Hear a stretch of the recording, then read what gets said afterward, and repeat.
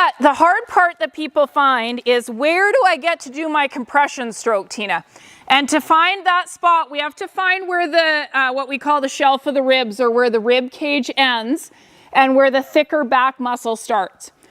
So if you take your flat hand and lay it on the rib cage and you start to come up, it will disappear into the body and it will become quite fleshy.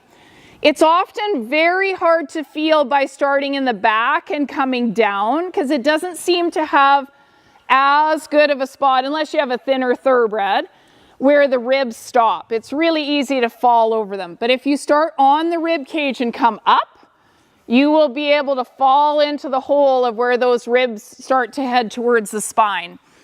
Above that rib cage is where the thicker back tissue is, okay?